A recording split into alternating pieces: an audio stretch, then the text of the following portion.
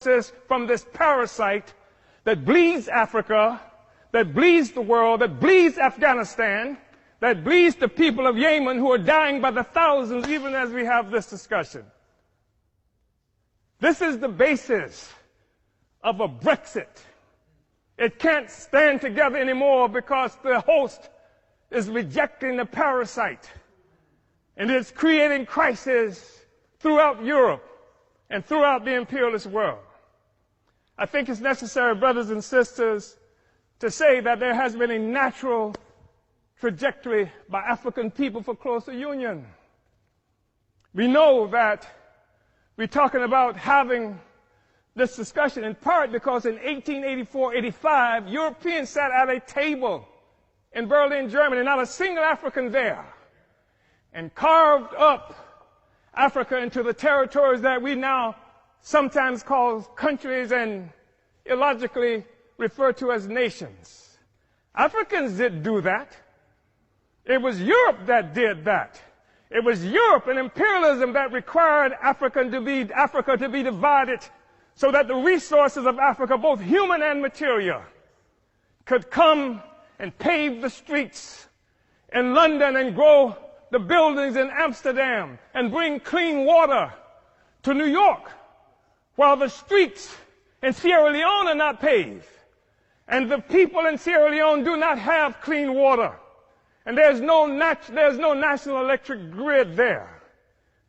It is necessary to keep Africa divided by European imperialism and by all the imperialism in order to continue to suck the resources from Africa so that cell phones could exist here, so that Steve Jobs and the others could achieve some great notoriety from the coltan that comes from Congo, where Leopold killed at least 12 to 15 million Africans in order to conquer and keep Africa in the condition it's in today.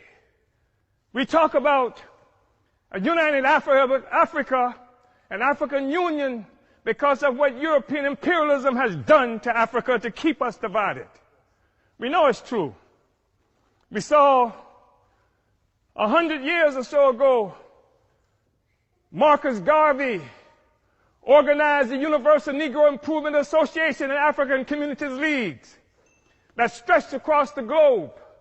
More than 11 million African people everywhere were connected to this. Africa for Africans, at home and abroad. That was the cry. Not Africans for Nigerians that didn't even exist until the British created it in 1915. And Flora Shaw, the mistress who would become the wife of Frederick Lugard, came up with the name nigger area. Not this false national consciousness that has been imposed on Africans around the world. So that when the Portuguese found shrimp on West Africa and then named it for the Portuguese word for shrimp, Cameroon, it is not true that they are shrimp despite the fact that the people call themselves Cameroonians today. It is a false national consciousness.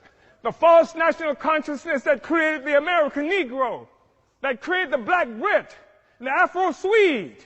We are one Africa, one nation, and we must have closer union.